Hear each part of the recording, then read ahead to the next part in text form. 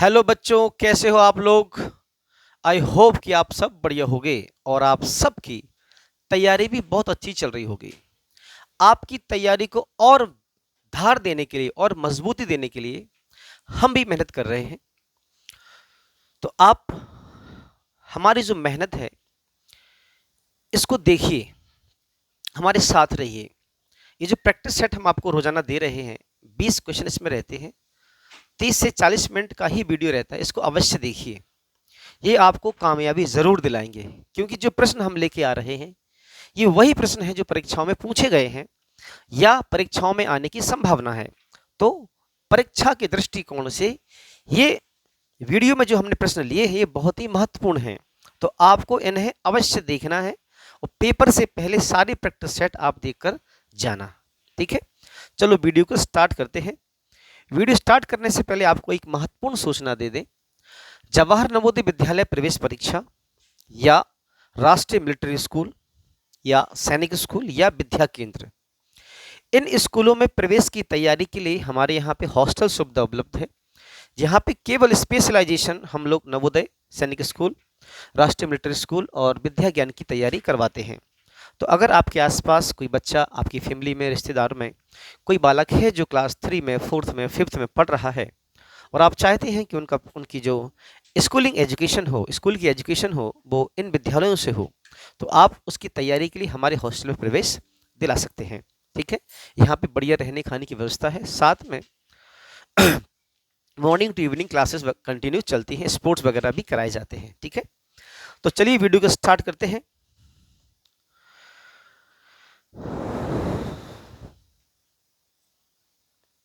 पहला क्वेश्चन, 19,000, 19 सैकड़ा और 19 इकाई को जोड़ने से क्या मिलेगा। क्या 19,000 प्लस 19 सैकड़ा प्लस, यहाँ पे प्लस का चिन्ह है, प्लस 19 इकाई किसके बराबर होगा। प्लस 19 इकाई किसके बराबर होगा। तो आप गलती से इस प्रश्न ये वाला ऑप्शन नहीं लगा देना, ये गलत है उत्तर। ठीक है, देखो 19,000 का क्या मतलब है, 19,000, सैकड़ा माने 100, तो 19 सैकड़ा यानी 1900, तो ये 1900। 19 इकाई, इकाई माने एक, तो 19 एक है ना। ठीक है जी, तो ये 19। अब इसको क्या कर दो, प्लस का चिन्ह है बीच में तो जोड़ दो। ये 9, एक, फिर 9, 9 और 1 10 का 0, हासिल 1, 1 और 1 2, तो 20,919। तो कौन सा उत्तर होगा, सी ऑप्शन आपका करेक्ट होगा। ठीक है, जल्दबाजी में आप ये लगा दोगे 19 19 19, ये गलत हो जाएगा। क्या है, 19,000, 19 सैकड़ा और 19 इकाई, इनको जोड़ देना है। तो जोड़ोगे तो 20,919, यह आपका उत्तर होगा। ठीक है, आगे चलते हैं।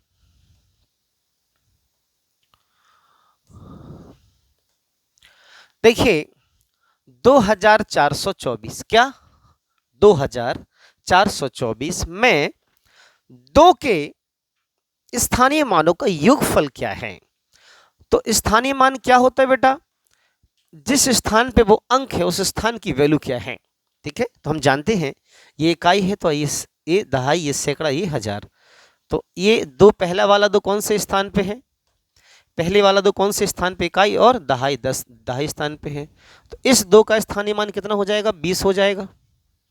ये वाला दो कौन से स्थान पे है, इकाई, दहाई, सैकड़ा, हजार, हजार स्थान पे है, तो 2 गुणे हजार, तो ये बेटा कितना हो जाएगा, 2000।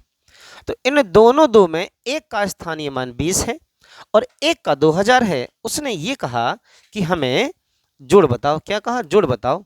तो पहले का 20 है और दूसरे का 2000 है, तो 2000 प्लस 20 को जोड़ देंगे तो 2020 हमारा क्या हो जाएगा उत्तर। तो कौन सा उत्तर लगाएंगे फिर हम, दूसरा यानी बी वाला हम उत्तर क्लिक करेंगे, तो 2020 क्या हो जाएगा, उत्तर हो जाएगा। ठीक है,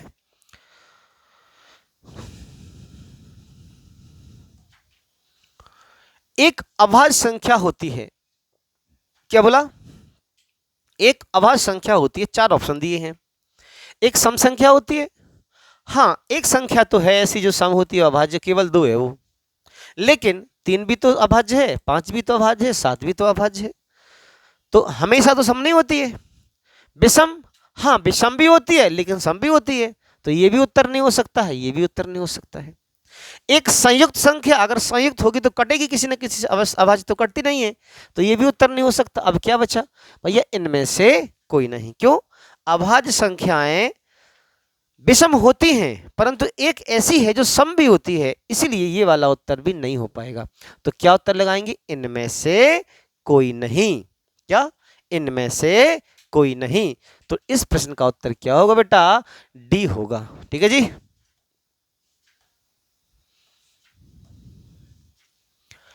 एक मछली के टैंक की लंबाई 40 सेंटीमीटर, चौड़ाई 60 सेंटीमीटर और ऊंचाई 50 सेंटीमीटर है। इसमें 50 लीटर पानी भरा है। टैंक को पानी से पूरा भरने के लिए कितना लीटर पानी और डालना पड़ेगा?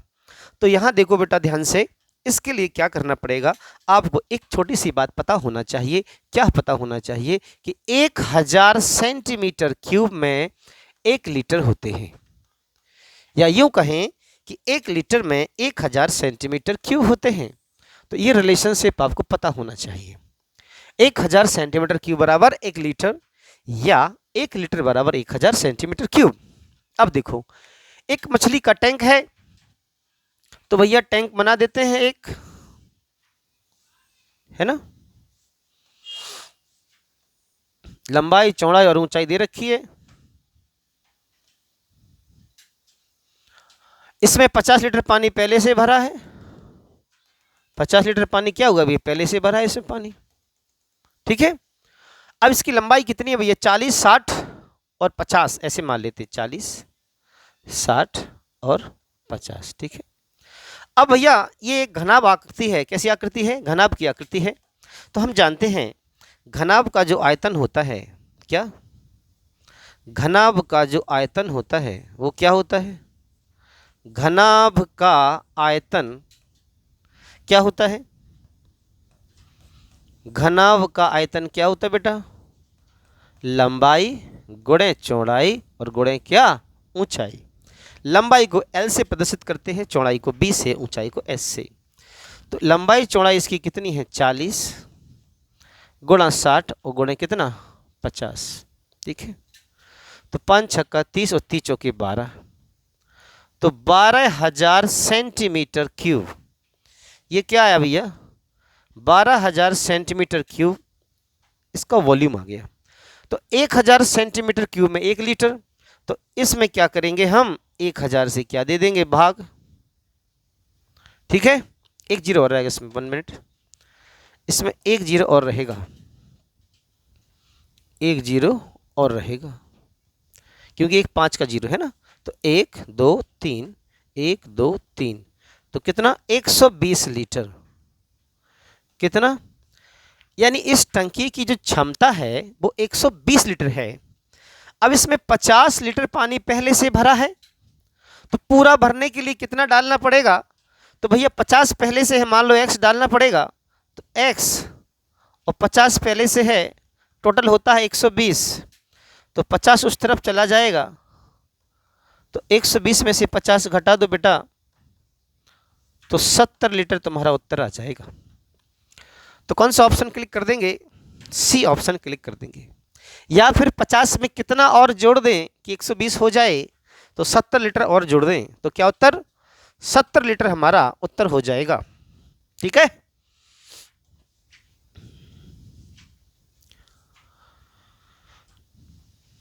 एक वर्ग के विकर्ण की लंबाई 8 सेंटीमीटर है। क्या? एक वर्ग के विकर्ण की लंबाई 8 सेंटीमीटर है। वर्ग की भुजा की लंबाई क्या होगी? तो देखिए, वर्ग, तो वर्ग की थोड़ी सी स्टडी करते हैं। मान लीजिए ये वर्ग है और इसको एक नाम दे देते हैं ABCD। वर्ग माने क्या होता है? चारों भुजाएं बेटा कैसी होती हैं? बराबर। और चारों कोण कैसे होते हैं? चारों कोण होते हैं 90 डिग्री के। इस आकृति को हम क्या कहते हैं? वर्ग कहते हैं। क्या कहते हैं बेटा? वर्ग कहते हैं। अगर इसकी भुजा ये A है, A है, A है, तो वर्ग का जो क्षेत्रफल है क्या? वर्ग का क्षेत्रफल। तो वर्ग के क्षेत्रफल का सूत्र क्या होता है? भुजा का वर्ग होता है। ये वाली लाइन इसको विकर्ण कहते हैं, इसको भी विकर्ण कहते हैं। और विकर्ण की जो लंबाई है, विकर्ण की जो लंबाई है वो √2 इंटू ए होता है। यहाँ पे आपको विकर्ण की लंबाई दे रखी है 8, यानी इसके स्थान पे हम क्या रखेंगे? 8 रखेंगे। क्या रखेंगे? 8। तो भैया 8 बराबर √2 इंटू क्या? ए। तो ए बराबर 8/√2। उसने कहा है भुजा की लंबाई बताइए, तो 8/√2 आ गया, परंतु 8/√2 इन ऑप्शन में नहीं है। तो ध्यान देना, अब हम इसको क्या करेंगे? परिमेयकरण करेंगे। क्या करेंगे बेटा? परिमेयकरण का मतलब ये होता है कि नीचे वाली संख्या का ऊपर नीचे गुणा कर देना, भाग दे देना। तो √2 है तो √2 का गुणा कर देंगे और √2 का भाग दे देंगे।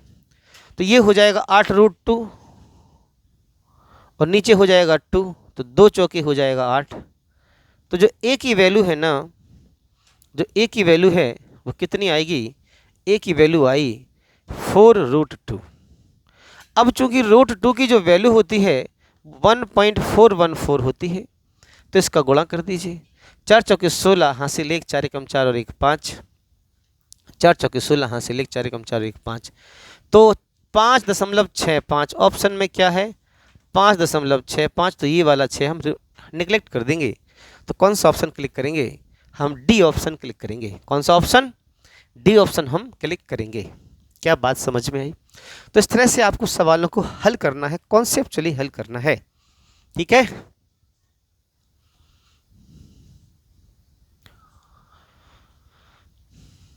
पंद्रह मीटर लंबाई तथा 8 मीटर चौड़ाई वाले आयताकार का क्षेत्रफल ज्ञात कीजिए। तो देखो, आयत क्या होता है?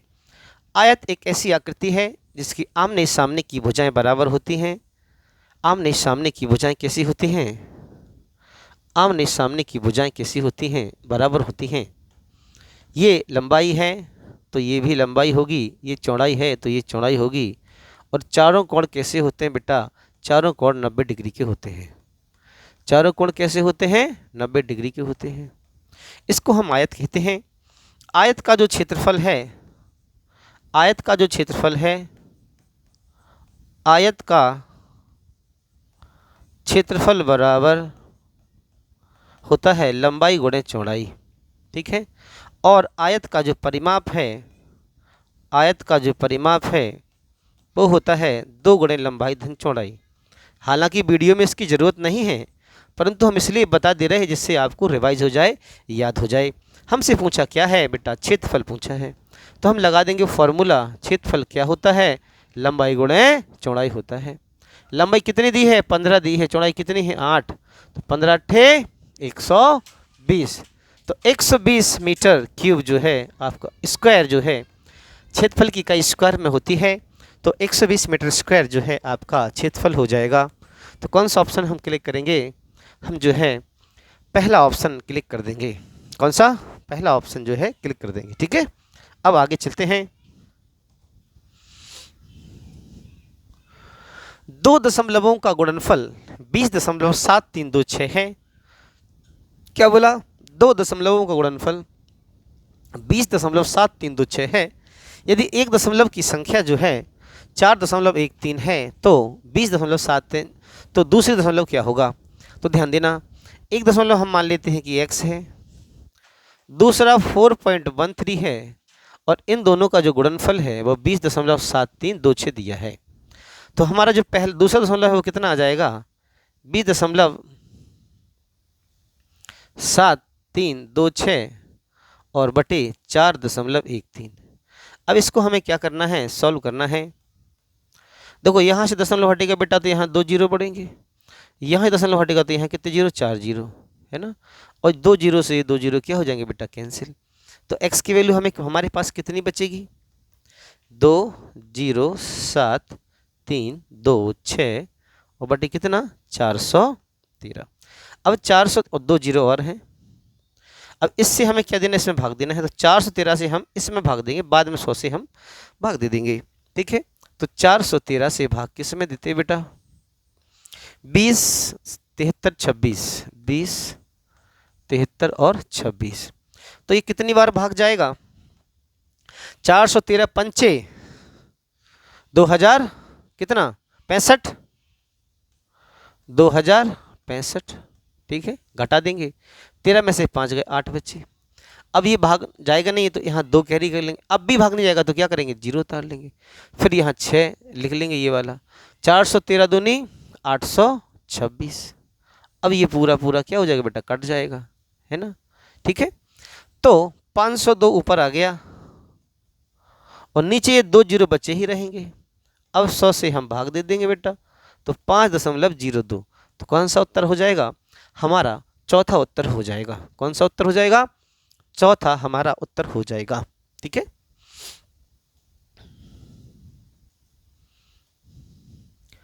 एक संगठन में 3450 कर्मचारी हैं। कितने कर्मचारी हैं, 3450 कर्मचारी हैं। इनमें से 42% कर्मचारियों ने पदोन्नति प्राप्त की है, प्रमोशन हो गया, कितने का, 42% का। तो बोला कितने कर्मचारी पदोन्नत हुए, तो भैया 42% पदोन्नत हुए, तो 3450 का क्या निकाल दो, 42% निकाल दो, आंसर आ जाएगा। तो ये पदोन्नत कर्मचारी आ जाएंगे, क्या, पदोन्नत कर्मचारी आ जाएंगे, है ना। अब क्या करो भैया, काट पीट करो, देखो 0 से 0 कट गया, 5 छक्का 30 और 5 नारे 45 और 5 दूनी 10 और 2 दूनी 4, 2 एकम 2, तो 69 गुणा कितना 21। अब इसको क्या कर दो गुणा, तो 1 नंबर 9, 1 छक्के 6 गुणा 2 नंबर 18 के 8, हाँ से लिख, 2 छक्के 12 और 1 13, इनको जोड़ दो, 9 6 8 14 के 4, हाँ से लिख, 3 और 1 4, तो कितना उत्तर 1449। तो कौन सा ऑप्शन ए वाला हम क्या कर देंगे बेटा, क्लिक कर देंगे, कौन सा, ए वाला हम जो है क्लिक कर देंगे, कौन सा 1449, ठीक है जी, समझ आ रही है बात। अब अपन और आगे चलते हैं, इसी तरह ध्यान से देखते रहो, आप समझते रहो।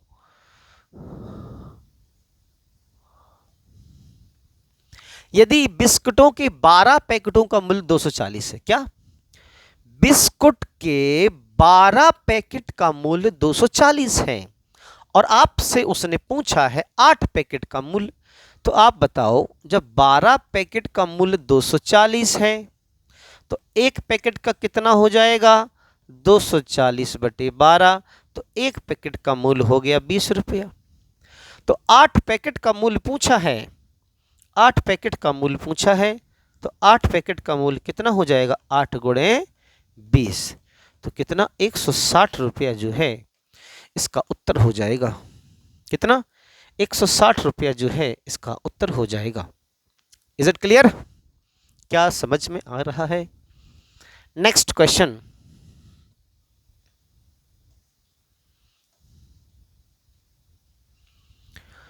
राम को परीक्षा में श्याम से 8 अंक अधिक मिले, राम को परीक्षा में श्याम से 8 अंक अधिक मिले, अनिल को उसी परीक्षा में राम से 4 अंक अधिक मिले, यदि तीनों को मिलाकर 128 अंक मिले तो राम को कितने मिले, हमें राम की बताना है। तो ध्यान दें, राम श्याम अनिल कितने कैंडिडेट हैं, एक तो राम भैया है ना, कौन, राम, दूजा श्याम है ना, और तीसरा कौन, अनिल, ठीक है, राम श्याम अनिल, और तीनों के जो टोटल नंबर हैं वो कितने हैं, 128 हैं। प्रश्न में लिखा है राम को परीक्षा में श्याम से 8 मिले, तो हम ऐसा करते हैं श्याम के अंक को x मान लेते हैं, और अगर श्याम को x मिले तो उसमें लिखा है कि राम को श्याम से 8 अधिक मिले, राम को परीक्षा में श्याम से 8 अधिक मिले तो राम को x + 8 मिल जाएंगे, और अनिल को उसी परीक्षा में राम से भी 4 अधिक अंक मिले तो इससे भी 4, तो x + 8 में 4 जोड़ेंगे तो x + 12 हो जाएगा बराबर 128। x x x तो ये 3x हो जाएगा, 8 और 12 ये हो जाएगा 20, तो 3x प्लस 20 बराबर 128। ठीक है, अब ये 20 उस तरफ पहुंच जाएगा तो ये माइनस का हो जाएगा, और 128 में से 20 घटा देंगे तो 108 हो जाएगा। 3 से दे देंगे भाग तो 108, 3 से दे देंगे भाग तो 108 और बटे 3, तो 3 तिरके 9 और 3 18। तो राम के नंबर जो है बताना है, श्याम के आ गए x प्लस 8, तो 36 प्लस 8 तो 44 उत्तर हो जाएगा। कौन सा? 44 उत्तर हो जाएगा। तो कौन सा ऑप्शन हमारा सही होगा? दूसरा वाला उत्तर हमारा सही हो जाएगा। ठीक है, अब आगे चलते हैं।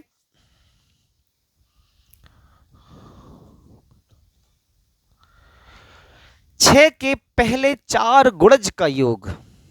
क्या बोला? 6 के पहले 4 गुणज का योग। तो पहला गुणज 6 का तो 6 ही होगा, दूसरा 6 दूनी 12, 6 ती 18 और 6 चौके 24। इनको जोड़ना है भैया। तो 12 18 30 और 24 6 30, तो 30 और 30 कितना होता है? 60। तो क्या उत्तर भैया? 60। मतलब समझे कि 6 प्लस 12 प्लस 18 और प्लस 24 को जोड़ोगे तो 60 आएगा। तो कौन सा? चौथा उत्तर हम लोग क्लिक कर देंगे। ठीक है, गोला भर देंगे, डी वाला गोला भर देंगे।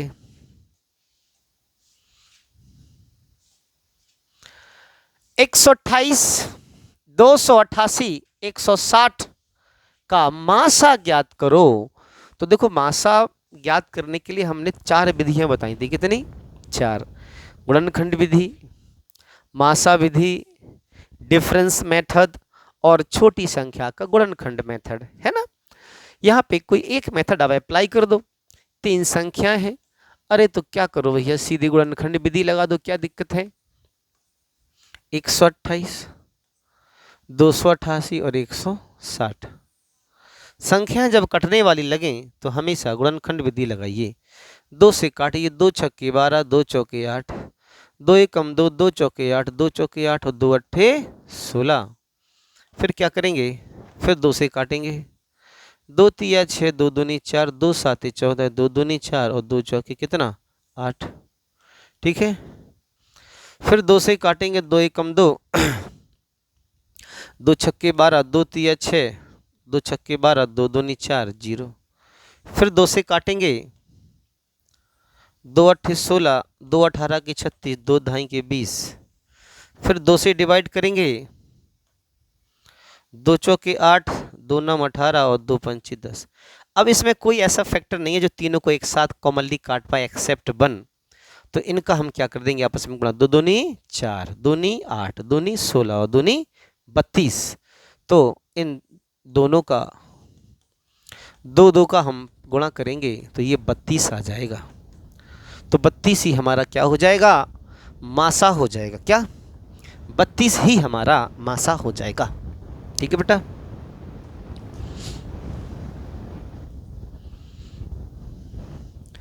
यदि रमेश के पास अपने धन का 3/7 भाग खर्च करने के बाद 100 रुपया शेष रहते हैं, तो प्रारंभ में उसके पास कितने रुपए थे?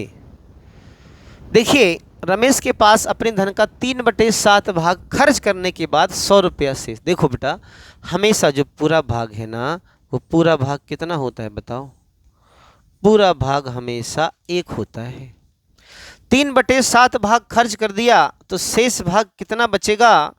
पूरे भाग में से खर्चे वाला भाग घटा देंगे तो 7 एकम 7 में से 3 गए, 4/7 भाग शेष बचेगा। कितना? 4 और शेष है कितना? 100। तो माना कि प्रारंभिक में रुपया x थे, कितने थे? x थे, तो x का 4/7 बचे, और बचे कितने हैं? 100 बचे हैं। 4 से 100 कट जाएगा, 4 25 100, 25 सत्ते 175। तो हमारा जो उत्तर हो जाएगा वो 175 रुपया हो जाएगा। कितना? 175 रुपया उत्तर हो जाएगा। ठीक है जी। अब चलते हैं अगले प्रश्न की तरफ।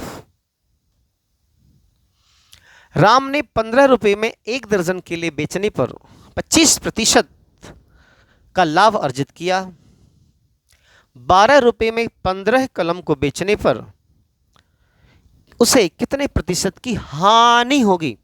तो देखो बेटा, 1 दर्जन मतलब 12 होता है और 25% का लाभ हुआ, तो ध्यान से समझना,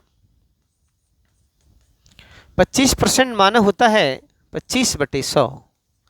इसको सोल्व करोगे तो 25 से कम 25, 25 चौके 100, तो 4 रुपया पे 1 रुपये का लाभ, यानी जो चीज़ 4 रुपये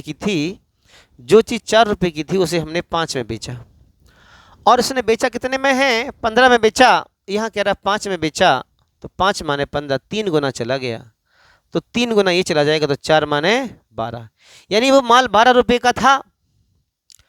तो 12 रुपये का था, यानी 1 रुपये की एक चीज़ थी, तो उसने 12 रुपये में कितनी कलम बेच दी? 15 कलम। तो 15 कलम कितने रुपए की होगी? 15 रुपये की होगी। तो जो क्रय मूल्य है बेटा, वो क्रय मूल्य कितना हो गया? 15 रुपया, और विक्रय मूल्य कितना हो गया? 12 रुपया, क्योंकि 12 रुपये में बेचा, तो 15 रुपये का माल 12 में बेचा, तो 3 रुपये का घाटा हो गया। अब देखो हानि प्रतिशत का सूत्र क्या होता है? हानि प्रतिशत का सूत्र क्या होता है?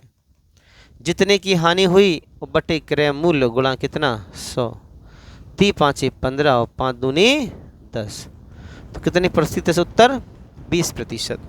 तो कौन सा ऑप्शन? सी ऑप्शन हम क्लिक कर देंगे। कितना ऑप्शन? सी ऑप्शन हम क्लिक कर देंगे। ठीक है जी, कॉन्सेप्ट क्लियर है क्या? अब आगे चलते हैं।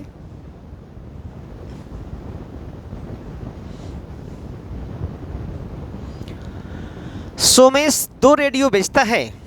कितने? 2 रेडियो बेचता है, जिसमें से प्रत्येक का विक्रय मूल्य 150 रुपया। कितना विक्रय मूल्य? 150 रुपये है।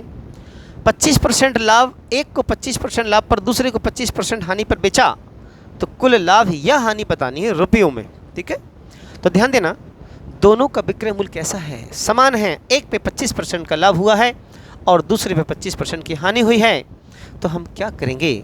मान लेंगे कि पहले का क्रय मूल्य कितना है? 1 रुपया है, और 25% का लाभ हुआ, तो 125% कीमत पे बेचा, और बेचा तो भैया 150 में ही है। तो 25 पंचे 125, 25 चौके 100। ठीक है, ये 5 तिया 15 और 30 चौके 120, यानी जो ए वस्तु थी वो 120 रुपये की थी। कितने की थी? 120 रुपये की थी। अब निकालते हैं दूसरी वाली वस्तु।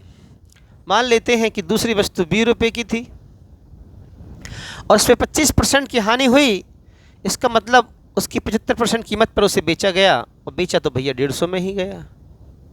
तो 75 दूनी 150 होता है, 75 दूनी 150 होता है, 100 दूनी 200। तो दूसरी वाली वस्तु 200 रुपये की थी और पहली वाली 120 की थी। तो भैया क्रय मूल्य और विक्रय मूल्य की अगर हम तुलना करें, तो पहला वाला माल 120 रुपये का था और दूसरा वाला माल 200 रुपये का था, और दोनों को उसने 150 में बेचा। तो 320 रुपये में माल खरीदा है और 300 रुपये में बेचा है। कितने में? देखो, 320 रुपये में माल खरीदा है और 300 रुपये में माल बेचा है, तो कितने का घाटा हो गया? तो 20 रुपया का घाटा हो गया, 20 रुपये की हानि हो गई। 320 का माल 300 में बेचा, 20 रुपये की हानि हो गई। तो कौन सा ऑप्शन लगा देंगे? हम सी ऑप्शन जो है क्लिक कर देंगे। कौन सा? सी ऑप्शन जो है क्लिक कर देंगे। Is it clear?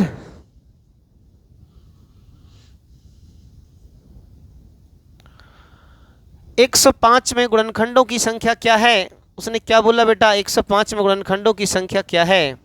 तो ध्यान देना, 105 के गुणनखंड, अभाज्य गुणनखंड लिखो तो 30 5 15 7 105। ठीक है, और गुणनखंड की संख्या का सूत्र हमने आपको बता ही दिया था कि अभाज्य गुणनखंडों की जो घात होती है, अभाज्य गुणनखंडों की जो घात होती है उसमें एक जोड़ के आपस में गुणा कर दो।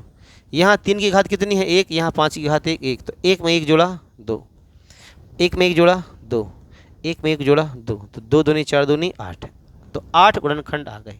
ठीक है, अगर इस सूत्र भूल जाते हो तो कोई दिक्कत नहीं, आपको परीक्षा में छोटी छोटी संख्याएं आएंगी। क्या? छोटी छोटी संख्या आएंगी। तो 105 है, तो बे संख्याएं सोचो जिनसे 105 कट जाता, तो हमेशा पहले 1 से देखो कट ही जाएगा। ये 3 से कट जाएगा, ये 5 से कट जाएगा, ये 7 से कट जाएगा। अब 1 3 5 7 से कट रहा है तो 3 5 15 से भी कट जाएगा, 7 पन्ना 35 से भी कट जाएगा। समझे? क्लियर है भैया? 7 तिया 21 से भी कट जाएगा, खुद 105 से भी कट जाएगा। तो 1 2 3 4 5 6 7 8, ये वो 8 संख्या है जिसको काट देंगे। तो क्या आंसर 8 इसके गुणनखंड हो जाएंगे? क्या 8 इसके गुणनखंड हो जाएंगे? ठीक है।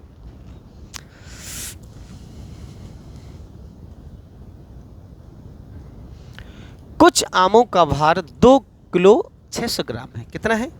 2 किलो 600 ग्राम। ठीक है।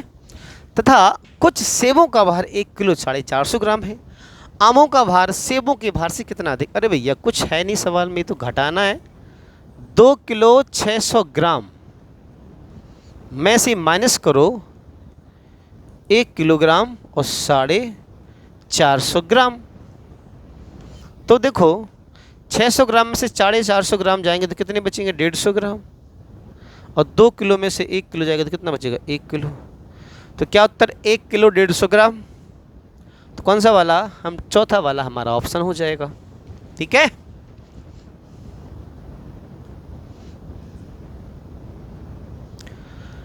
एक रेलगाड़ी 80 किलोमीटर प्रति घंटा की गति से चलती है। क्या बोला उसने?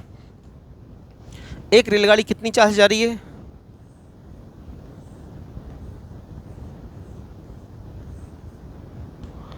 80 किलोमीटर प्रति घंटा की चाल से चलती है और कुछ दूरी 4.5 घंटों में पूरा करती है।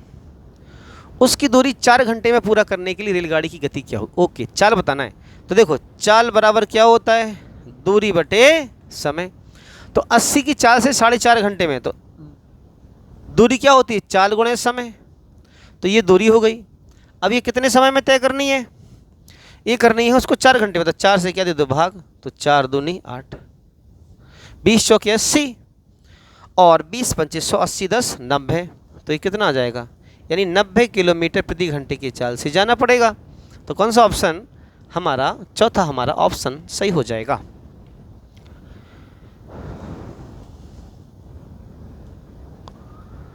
एक व्यक्ति अपनी यात्रा का आधा भाग 6 किलोमीटर प्रति घंटा से तथा शेष आधा भाग 3 किलोमीटर प्रति घंटा से चलता है, तो उसकी औसत चाल क्या होती? बेटा औसत चाल का सूत्र याद कर लो आप।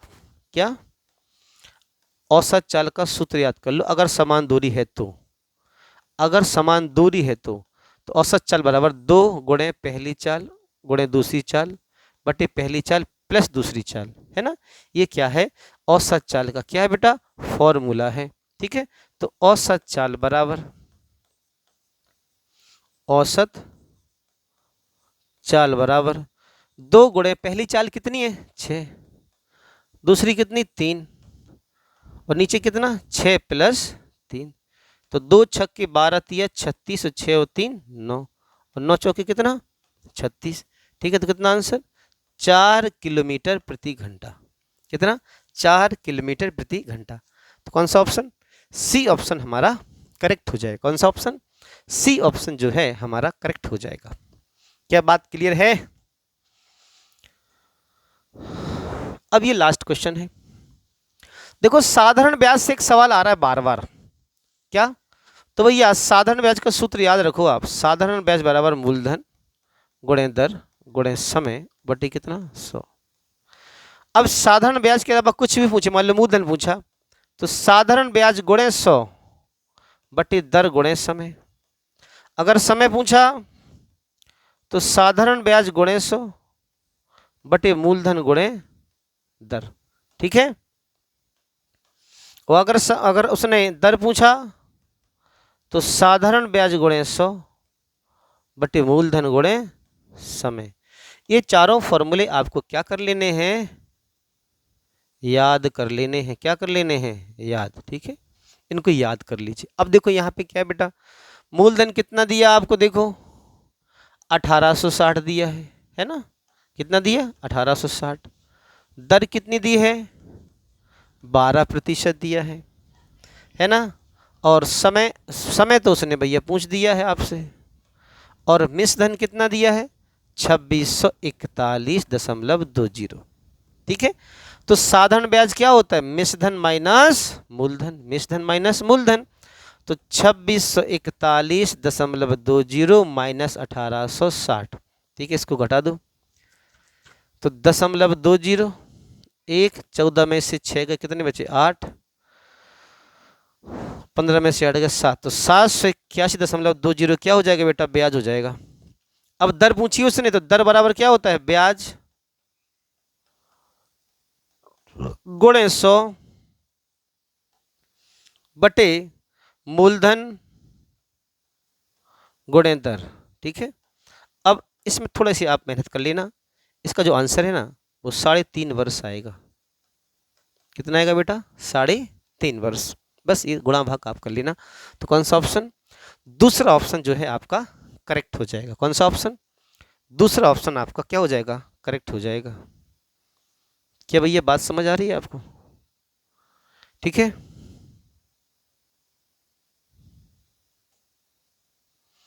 इधर ध्यान दीजिए, एक महत्वपूर्ण इंफॉर्मेशन आपके लिए।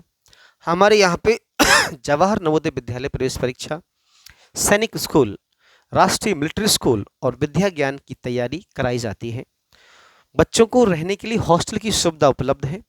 अगर आपके आस पड़ोस में कोई भी बच्चा जो क्लास 3 में है, 4th में है, 5th में है और इन परीक्षाओं की तैयारी कर रहा है, तो आप हमारे दिए गए नंबर पे क्या कर सकते हैं? संपर्क कर सकते हैं, ठीक है।